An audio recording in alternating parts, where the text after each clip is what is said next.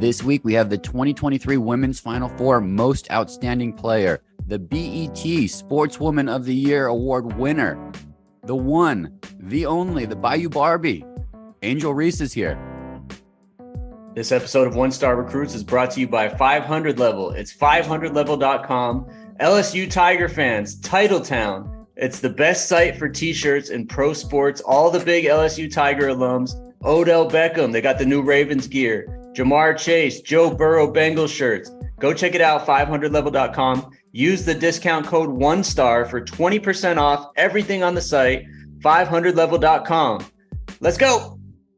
Hey guys, it's Angel Reese here, the Bayou Barbie here, and I'm here on One Star Recruits. Go Tigers! Yo, aloha. Welcome to the One Star Recruits podcast. I'm DK, joined as always with my best friend 25 years, Rip. We are one stars. We surround ourselves with 5 stars on this podcast. We bring them on and we get better in this world of life with some advice and some helpful hints from everybody. We have a GOAT of the state of Louisiana, the state of Maryland, the United States of America, the world, Rip, with us this week. Such a pleasure, such an honor to have Angel Reese on with us.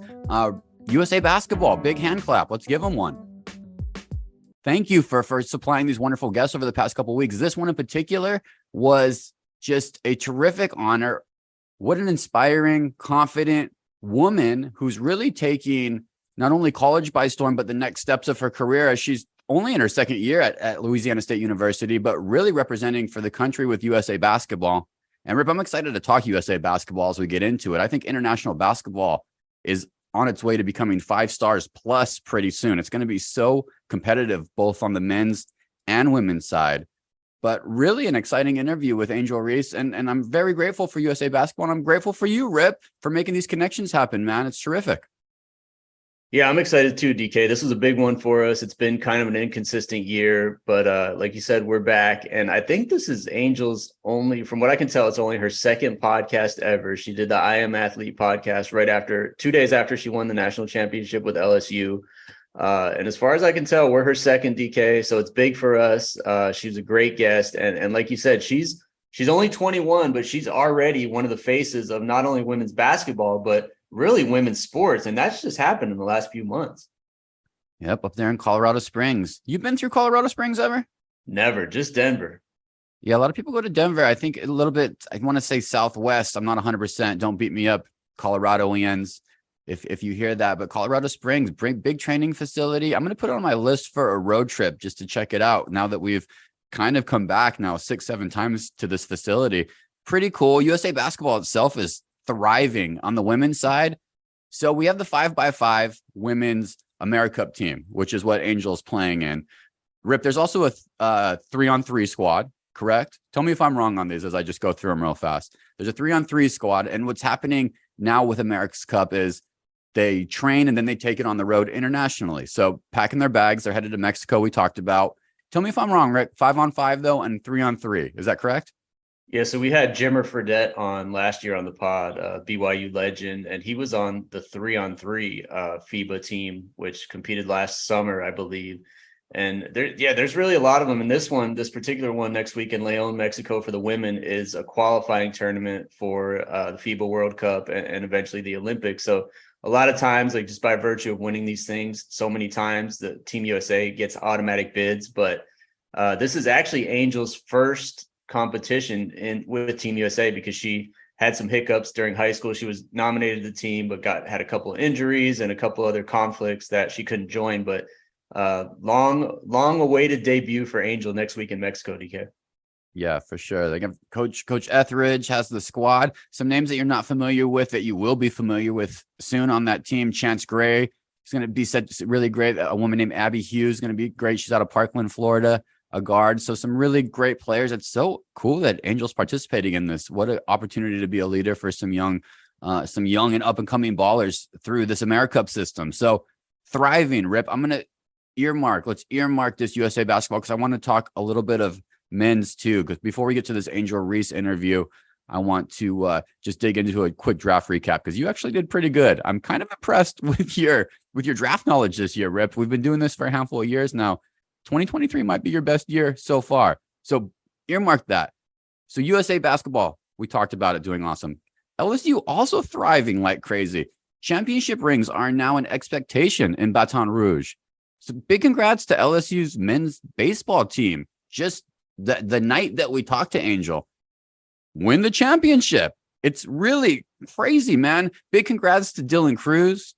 He threw out that good old rig finger. You know, that's kind of an LSU thing now. I think Joe Burrow started it. Angel threw it out once the game was intact, kind of point to that ring finger, which is such a kind of flex. It's a flex. It's it. You can't do that after dunks. You can't do that after you do a big trick on a snowboard or something. There has to be like 6 seconds left and you need to be up by 10 or more. It's really an ultimate flex. So pretty cool. So Dylan threw it out there. I'm thinking of opportunity that I have as a 1-star to ever even throw out that ring finger. I missed it. Only time was when I got married.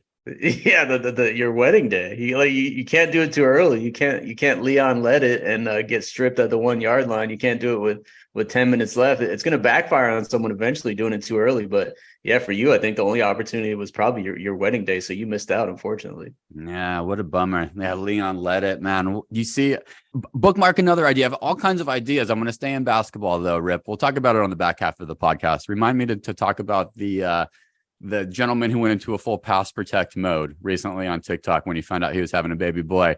NBA draft recap. I want to get into it because, like I said, a little bit of Rip-Tradamus, man. It was a fun draft. There's a lot of moving pieces.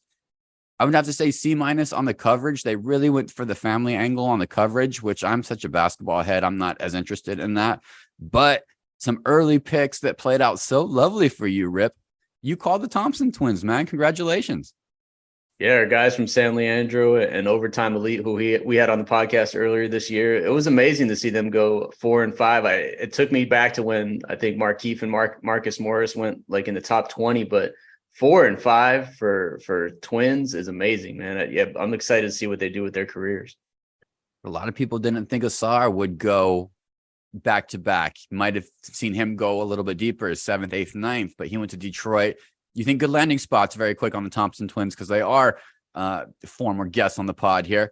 You think good Houston? They also got Cam Whitmore, which was surprising. I guess there's a little bit of some injury talk with Cam Whitmore. Seems to be a great athletic draft to add to more athletes already existing in Houston. And then his brother back-to-back in Detroit, where we have head coach Monty now leading the helm. What do you think about the landing spots real quick on those guys? I like Detroit actually a lot better. Yeah, like you said, with Monty there, Cade Cunningham, a couple other young guys, Jaden Ivey. That just seems like the perfect spot for Asar up there. And he's not a huge scorer, but he's going to play defense, work really hard, super athletic.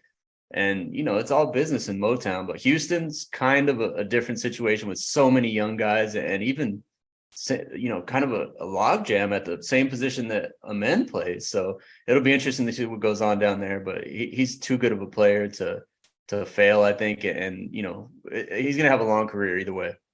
Nice, Rip. So congratulations. Real fast on the Houston team too. Just since you did a prediction, I'm going to try a little prediction. There's been this James Harden chatter. I don't think that James Harden comes back necessarily. Here's what I'd like to see in Houston, because I think you're right. Young players who just need a couple of guys who are proven winners.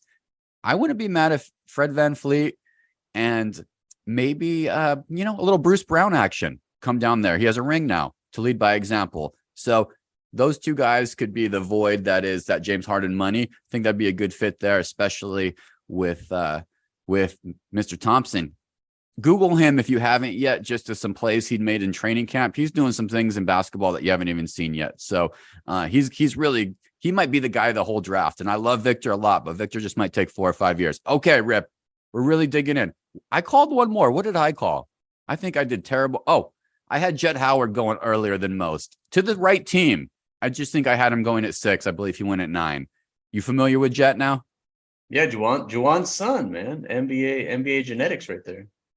We're getting better at the draft, Rip. Okay. Next year, I think we're going to be able to actually put together a pretty quality show. I think, podcast has helped us. We're 2.5 stars NBA draft predictors at this point in time. You also hit on CP3 early without a lot of people talking about Golden State. So congratulations on that, man.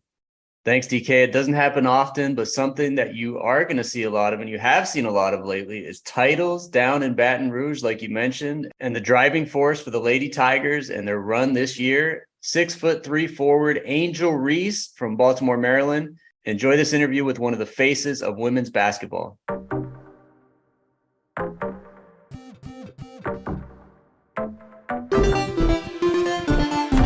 Now joining the One Star Recruits podcast, we have a Baltimore native, the 2023 Women's Final Four Most Outstanding Player, the BET Sportswoman of the Year Award winner, joining us from Team USA FIBA AmeriCup camp in Colorado, the Bayou Barbie bringing her 5-star self to the One Stars. Angel Reese is here on One Star Recruits.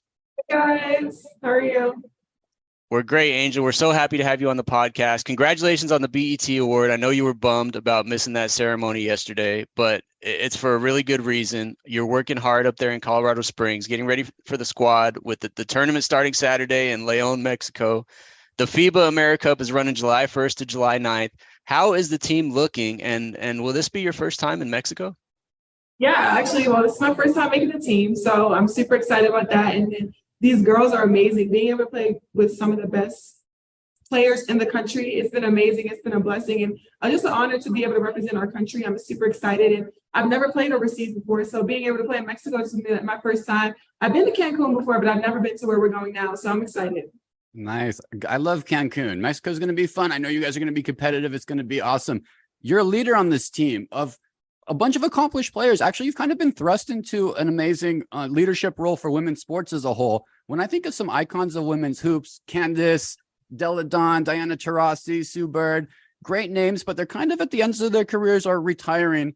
Rippin, I think you're the next face of women's hoops. Do you embrace that role? And what type of leader would you describe yourself as? Yeah, I do embrace that role. I mean, there are a lot of great players that are in the game right now. I mean, Aaliyah Boston, she's carrying the league right now as a rookie. I mean, I'm super happy for her, but there's a lot of great players, and being able to be in a role right now where I can inspire as much as I can and just learn as much as I can. I am still in college, so I have much more that I want to accomplish in college. So that's my big thing right now. I want to get a 2-peat, so that's my big thing right now. Let's go. Yeah, I think people forget that you're in college because it's such an amazing run. You know, one of the things that comes with being a leader, I guess, is creating your own path. You transferred to LSU a year after a successful season at Maryland. Another college hoops and social media star, Haley Van Lith, is making a similar move. She's coming from Louisville to LSU. What's your relationship like with Haley? How well do you know her? And what are your expectations? Is she going to be a good fit for the point guard for the Tigers?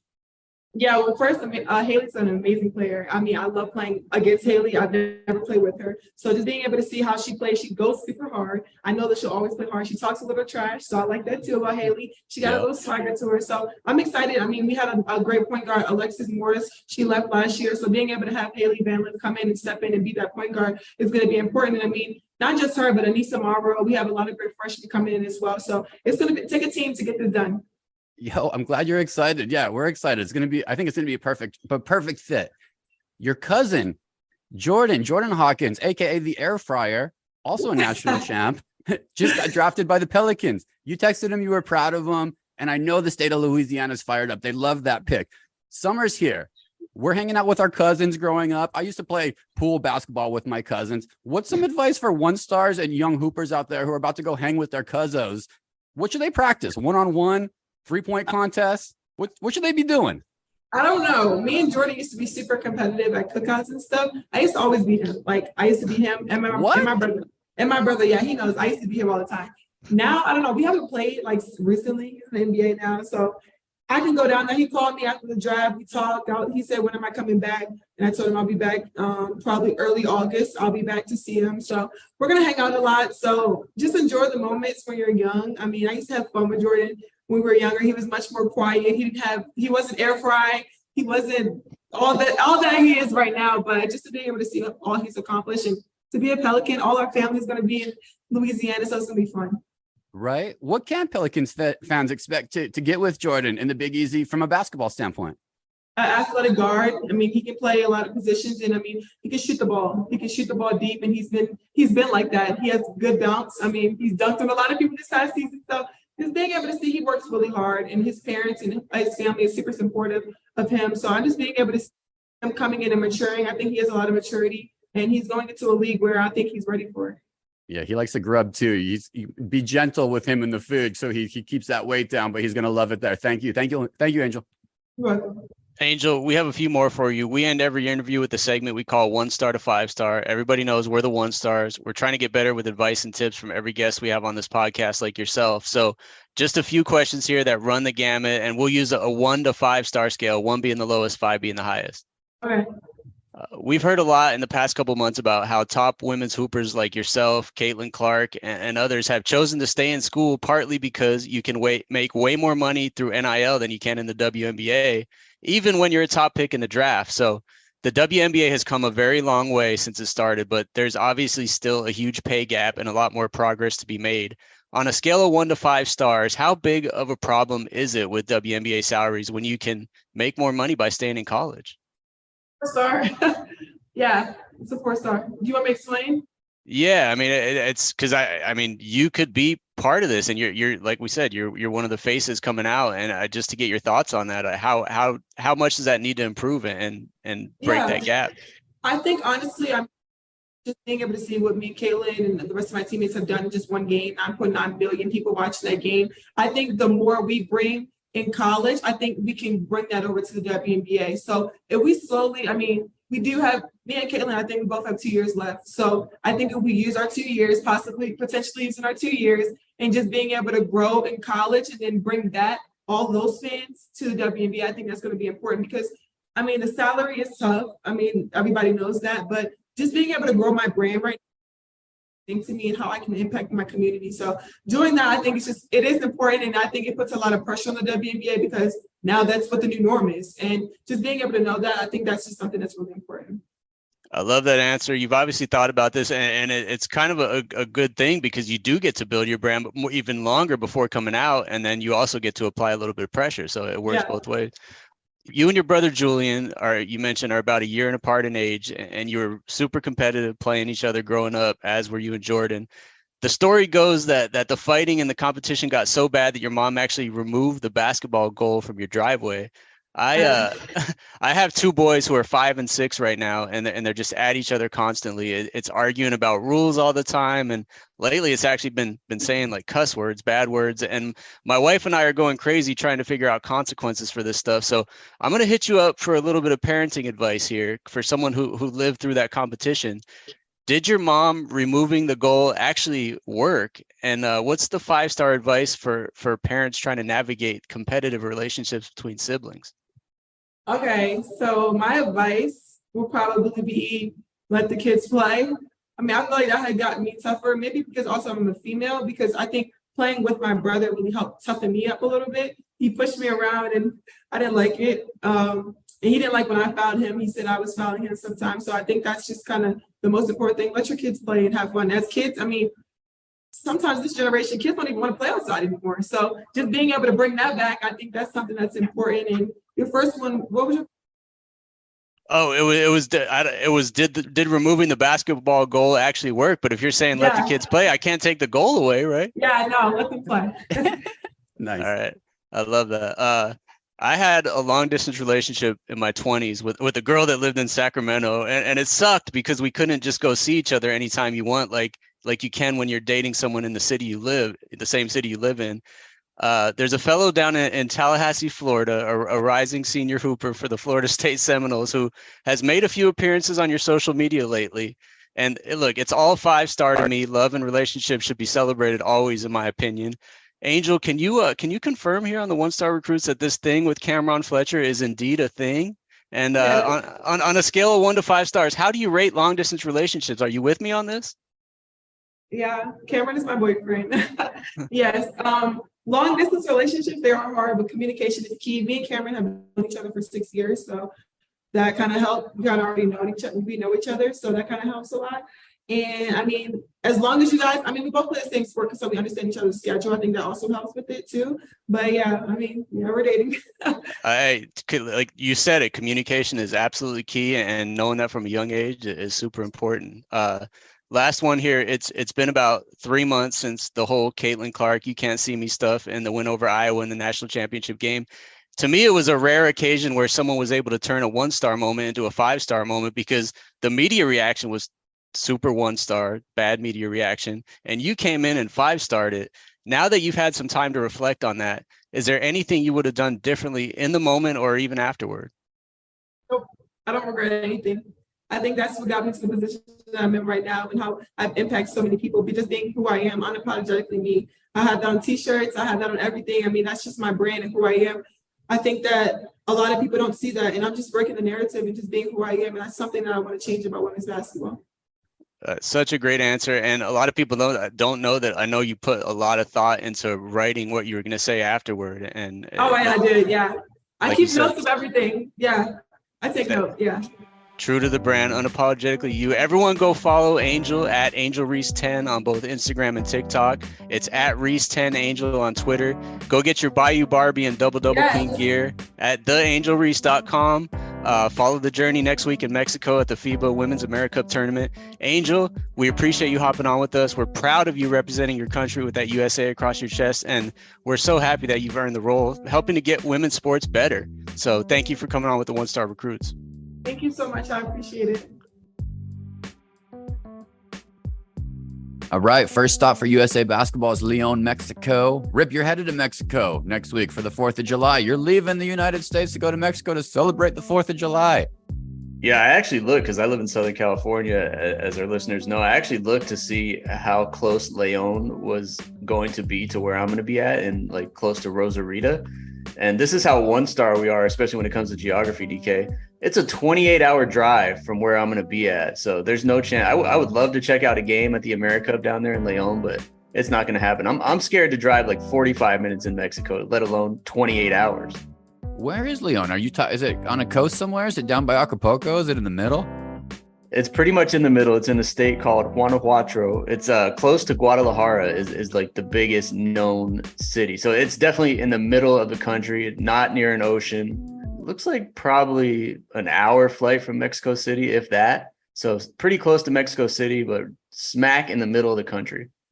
Smack in a mountainous region. That Guadalajara used to come up a lot in Spanish courses in high school. There was always an example of somebody, yo vivo en Guadalajara. Estoy los bibliotecas. Guadalajara always dominated textbooks. They probably had a deal with the textbook companies instead of other wonderful cities in Mexico. Add Mexico City to the list for me. I've never been there, and everybody's talking about not only the food, but the kind of it's the new LA. It's the new place to be. Mexico City. It's like a weekend getaway for people if they don't want the same old coastal Cabo or Cancun or whatever that experience is. Mexico. What are you doing in Rosarito? What's that look like for the 4th of July? We live on a great street here in Long Beach, California, with a lot of kids that are right around the ages of my kids and good families. And we're actually all going down kind of together, staying at a couple of different places. But there's, I believe, like 15 to 20 of us going down, kind of caravanning down for about 4 or 5 days. And just to celebrate the holiday, the 4th of July, obviously, and just spend some quality summer vacation time together. Do firecrackers? I actually asked this question, DK, because I was wondering if they celebrate America's Independence Day in Mexico. And it sounds like it's kind of a subdued celebration, mostly because there are so many Americans down there on vacation and living down there. So there are definitely some fireworks down there, but I'm not a huge firework guy. Maybe the people I'm with are, but we'll see. The expats get it going. Yeah, I'm sure they'd love that. The locals love that in Rosarito when you all roll through. 4th of July is not my favorite holiday either. I've never liked loud noises as a whole since I was young in Kiwanis Park going to look at the fireworks. I thought interesting, but I could have been a one and done at age 4. Somehow they've stuck around for me for my whole life. I have animals now that aren't interested in them. One of my older dogs completely ruins her night like the next 3 days. So I'm like a kind of a 1-star 4th of July guy. I like doing a little barbecue. We used to host parties at our houses when we were on the mainland a little bit more. We'd have people come over, walk down to the beach, do the whole thing. Now for me, I'm kind of trying to shut it down. I might do an Advil PM and just try to put on some white noise in the bedroom about 9:30. So that's where I'm at with 4th of July. It's like this is a sad 4th of July announcement for me. That actually sounds great to me. That sounds like a recommendation of the week, to put the white noise on full blast and just sleep through it. I'm not a big fireworks guy either, man. It's like once you've seen some of them, you've seen them all. So it's just like rinse and repeat every time. Could have been one and done on fireworks in our life. We're keeping it going. Some people love it, though. It's kind of the black licorice of outdoor entertainment. People love it or hate it. Same with dogs, actually. I thought all dogs hate it. Find out lots of dogs love it. Barking at them, running around. Who knows, man? I'm going through. I got to get this out of my system because it's here in front of me and I was going through it anyway. I'm excited now a little bit about this whole international basketball thing. This interview and FIBA talk got me thinking a little bit more of just about what some of these teams might look like, because a lot of obviously the Joker's from Serbia, Luka's from Slovenia, and I was sleeping on maybe the most powerful country that we're going to have to run into in the 2023 World Cup, because actually the USA basketball roster is starting to get strong again too, Rip. We can talk about that a little bit, but Canadian starters, let me just hit you with some names, Rip. What a squad. Shai Gilgeous-Alexander, Jamal Murray, RJ Barrett, Kelly Olynyk, and Dwight Powell starters. Check out the bench, bro. Lou Dort, Dylan Brooks, Benedict Matherson, Thomas Scrub, who's the biggest scrub of all those names. But that's a great NBA team. Zach Edey from Purdue, right? Is Zach Edey from Purdue? Oh yeah, he's their depth. Guess who their depth guy is? Zach Edey from Purdue. Rip, what a gem there. And Corey Joseph. That's their last man off the bench. A little bit interesting for Canada. They're going to be pretty good. USA got Pablo Banchero agreed to join. The players are coming to USA basketball. My excitement is higher than it's ever been, maybe since 92. You one star butchered so many of those names right there. I love it, but that's the one star right there. But I actually don't understand, because I don't even think you mentioned Andrew Wiggins either from Canada. But I don't know, because a lot of these players have been in the league for years. How has Canada not been really good already? I don't get it. They need to get a new coach up there. I think it's just Nick Nurse is their coach. I think it's just this last 2 years they started developing these winners throughout the NBA that are now going to play for Canada. It's going to be good comp, man. It's going to be good. I'm excited.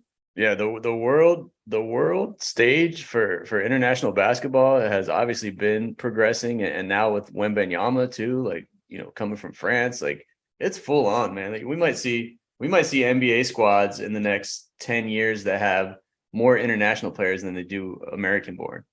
We might. There's a couple things by you've already put on your checklist that I'm going to look back in life and be like, I totally missed out. One is sitting right there in Anaheim. I think you've seen him a handful of times. He crushed his 26 home run a couple nights ago. I think it was like 450 feet or something. Easiest, smoothest swing I've ever seen. I'm disappointed in myself. I did not see Shohei Ohtani in person when I lived in that area more. It's quite embarrassing at this point in time. He might be the best ever right there, Rip. How many times have you seen Shohei? I actually have not in person yet, and it's a one-star move by me, because there's a really good chance that he might not be in Anaheim beyond this season. So I need to get my kids out there to watch him. It's incredible when you, like, the only comp is Babe Ruth, and that's going back 100 years. My kids ask about, like, can this guy pitch too? It's like, no, there aren't guys who just pitch and hit really well. If you look at his pitching stats too, I mean, so many strikeouts, a good ERA, wins, everything. Throws hard, and then leads the league in home runs. Babe Ruth might not even be a comp at this point. Mattingly Ruth combo, and he plays with ease. He Tracy McGrady's through these games. It's like he's not even trying. That's why that 450-yard bomb was like a smooth 7-iron for this guy. So get out there. Tickets are starting to get a little bit pricey. I think they put 24 on the Colorado Rockies recently. So this team might be maybe if we can see the Angels in the playoffs, possibly get that city going, keep Ohtani in Southern California. I have that on my list, Rip. I would love to see an Angels Cincinnati Reds World Series. If the D-backs don't make it, DK, our squad, the D-backs, the Cincinnati Reds are my team of the year. I just ordered my Ellie De La Cruz shirt off 500 level with the discount code 1-star. Got that 20% off. It should be arriving any day. I'm teaching my kid about this guy. He's 21 years old. Probably top 5 most exciting players in the game already. Shohei's obviously on that list, but I would love to see a Reds Angels World Series at this point. Nice. They get that Joey Votto shirt on 500 level too. He showed back up too. It's amazing what these older guys can do with these younger teams. Our guy Evan Longoria is doing it on the Diamondbacks a little bit. Not only is he helping the younger guys, but it helps rejuvenate the old guys. Joey Votto said he hasn't felt this energy in 14 years. You know what I mean? That's what he's been waiting for. He hit 2 home runs in his first game back off the disabled list. It's incredible. Baseball talk. 1-star moments of the week, listeners. We all have them. We talk about them every week. Sometimes they're easy to think of. Sometimes they're actually a little bit harder to think of, Rip. Mine this week was a little bit harder for me to think of because it feels basic for me, but it's a 1-star. And as usual, it's going to be a 1-star to 5-star. But right now, this given moment, it's a 1-star. I live in Hawaii. I was getting wonderful dog food shipped to me through a great company. I'm not going to name the company because I'm not going to do any free ads because I'm mad at them at this point in time, unfortunately. So I went to go place my order every month. Guess what? No longer shipping to Alaska or Hawaii. I have one dog that needs a particular food for all kinds of allergies, skin allergies and food allergies and yada, yada, yada. So I panicked a bit. I thought about dry food. I thought about, should I just let them be dogs? Am I this is crazy? I took a step back and I said, you know what? This is an opportunity. So your boy today, after this podcast, I'm going to be preparing a delicious 11 pounds of codfish and sweet potato with some russet potatoes, some green beans, some supplements, maybe some chicken gizzards if I can find them. Okay, Rip? But your boy's now making his own fucking dog food, okay? You're spending more time on food for your dogs than you do for yourself and your wife at this point, if you're going to be doing that. Well, how long is that going to take? Here's the thing. That's what I thought too. I thought, I'm not going to sit in here and do. So I make 11 pounds, which should last me about 2 weeks with the small dogs that I have. It's all done in the Instapot. Here's the thing. I've had the Instapot, probably like all you listeners, probably like you, Rip, sitting in my, it got maybe used twice, kind of a novelty thing in my household. I think when we first got it as a gift. Great. Thank Instapot. Otherwise, it's been hibernating for 4 years in one of my pantries. So I'm pulling it out. It's going to see the light of day and I'm going to Instapot it. According to the recipe, 20 minutes, Rip. There's some prep, so 20 minutes of prep, 20 minutes of cook time. What I'm nervous about with the Instapot, and listeners, hit us up if this should be a worry, if it shouldn't. I somehow have a fear that I'm going to blow my house up with my Instapot.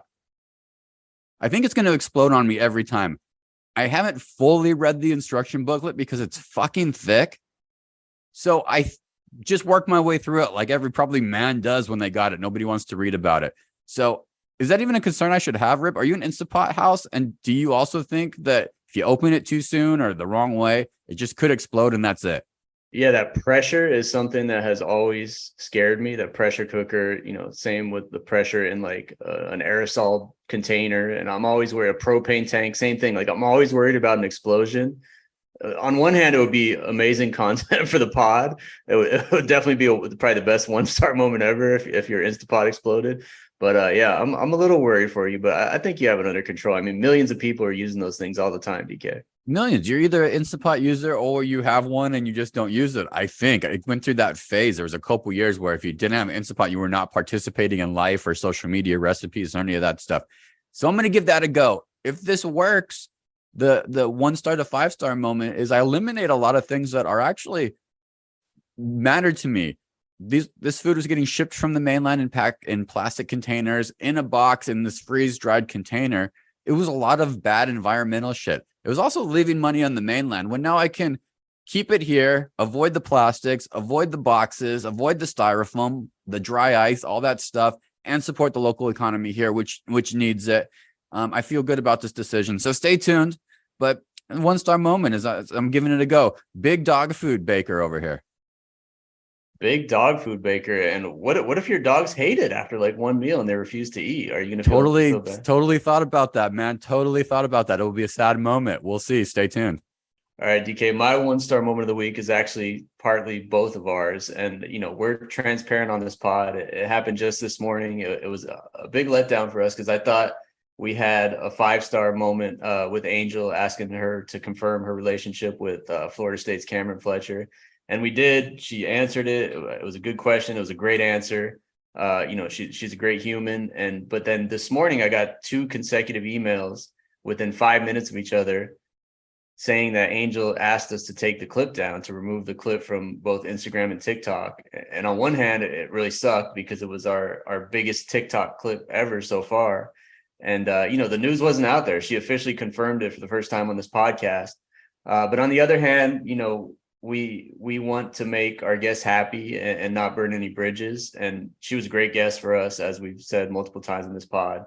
But it was a tough thing because, like I said, it was a successful clip, and I thought a really good question. So that was the 1-star moment of the week for this podcast. But ultimately, we want Angel to be happy with the content, happy with the interview, and possibly come back again at some point. It was all in the name of love, Rip. And that's all that matters. She's so happy. Sounds like a 6-year relationship. And at the end of the day, we love USA basketball.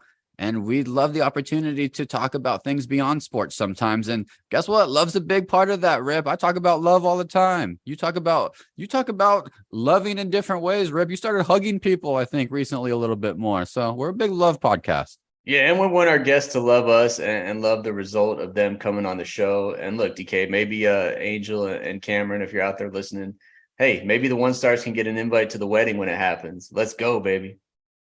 Look at you looking to get wedding invites, man. Wedding season is upon us. I have a 0 wedding invite list at this point in time, which has been a good run, maybe a decade of at least 1 per wedding season. So perhaps I've grown out of the wedding invite season, perhaps. Yeah, when we're in our 40s, man, the number dwindles for sure. Unless you're friends with a bunch of like 20 and 30-year-olds, it's not going to happen. My calendar's been clean for like 2 years also, man. Love a good wedding. I love a good recommendation of the week, man, is what I love too. I have a kind of a health one and a fun one. Our athletic folks will like this. Any of our listeners out there who are looking to stay in shape without snow. How about that, Rip? What do you think of that intro? Stay in shape without snow. Ponder that one. Look at your bald head is shaking. It can't even ponder what this could be. 1-star rec of the week for me came as a Hawaii hand-me-down. I talk about it all the time. People come on vacation. I have more chairs. I have more cans of chili that people buy for vacation so they don't make. I have more beers that I don't drink that people leave. My friend Jake, I mentioned, is moving back to Colorado. So he put a pile together, a DK pile of stuff that I might like. It included things like computer monitors, black pepper, peanut butter, that type of stuff. And then he included one more thing. It looks like a skateboard without any wheels or trucks.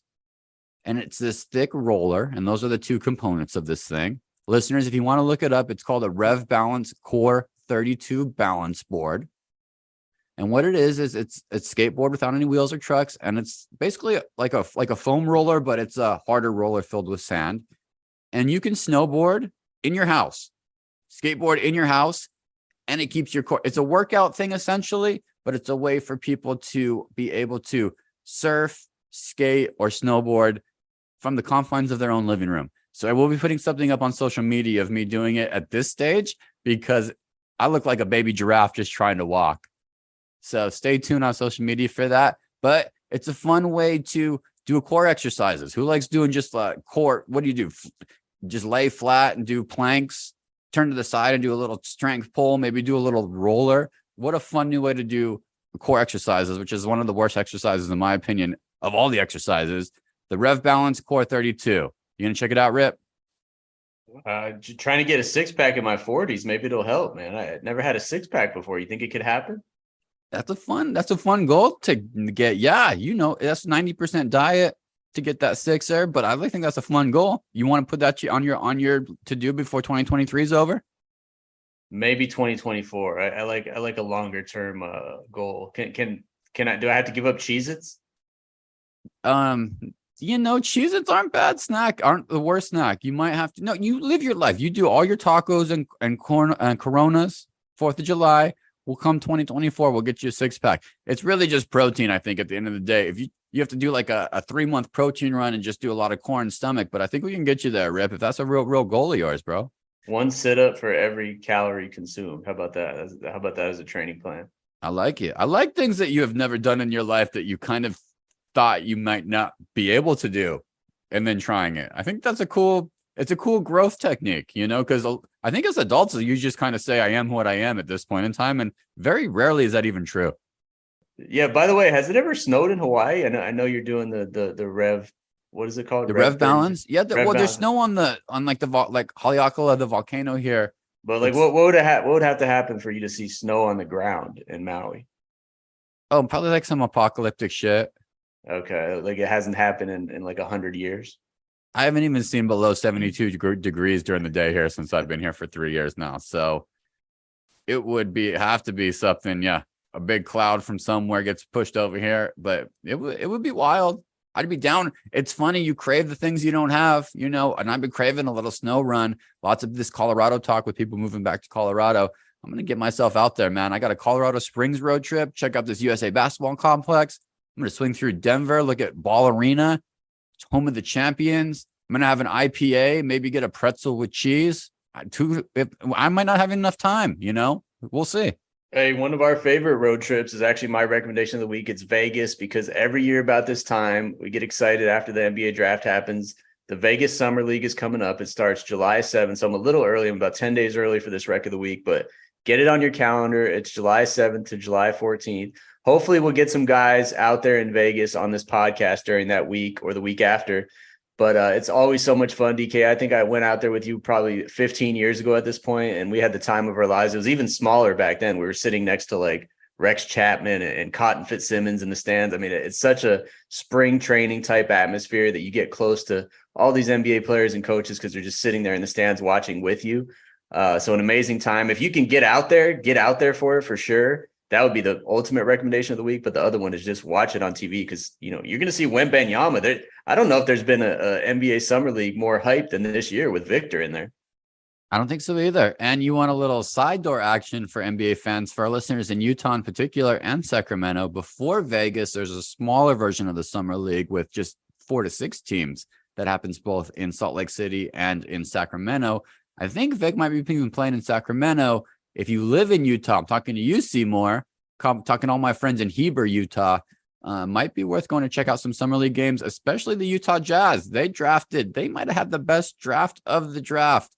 And you can see those young guns play for really cheap and a good time. Rip, great, fabulous, 5-star recommendation. I love Summer League in Vegas.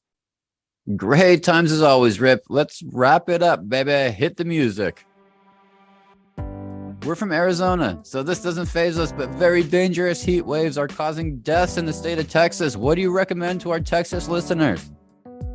Stay in the house in the air conditioning, and if the power grid fails, you better take your ass to Oklahoma because you need that AC this time of year. I just saw a stat that, DK, we lived through this in 1990. It was 122 degrees in Phoenix. It brought back a lot of memories, but I'm avoiding all those states between about May and October at this point.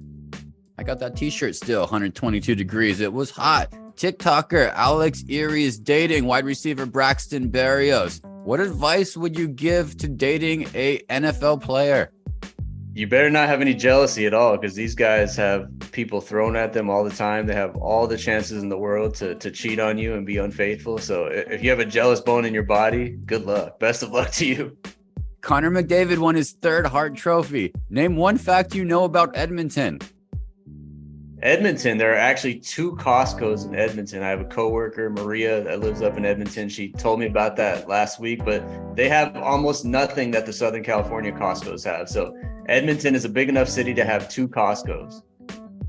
Utah Jazz, we just talked about him, but they landed John Collins in a trade with the Atlanta Hawks. I kind of think he's the perfect player. Do you agree? I agree 100%. I wouldn't know what he looked like if you showed me a picture of him. John Collins, just a quiet guy that averages about 18 and 10 that will fit well up there in Utah. He's gonna be a stud for them. Magic mushrooms, LSD, and ketamine are powering Silicon Valley, Rip. Of those 3 I just named, have you done any 3? I did magic mushrooms about 20 years ago. It was an amazing night. Probably never to do it again because extremely scary. DK, it's like that Instapot when you think it's gonna blow up. That's how that night went. But anything our guy Jake the Snake Plumber is for, then I can back as well. That's for sure. Ooh, love that. Way to tie it together, Rip. Carson Wentz shot a bear, put it on social media. Kind of hate this guy. Are you cool with him just going away into obscurity?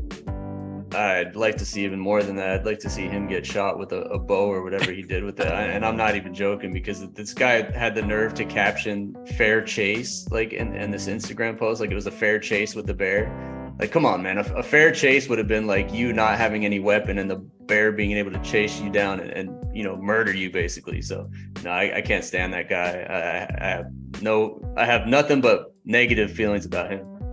Such a punk move. If a bear ever does run at you, I learned from social media this weekend, you got to make a particular sound. Like, ow, ow, you got to make a particular sound. There's a bear running at photographers that's going all over the internet right now, and he gets big and makes a sound. Get familiar. Don't shoot him. I saw that same clip. I think it's like, We'll see you next week with the Savannah Bananas founder. see you next week.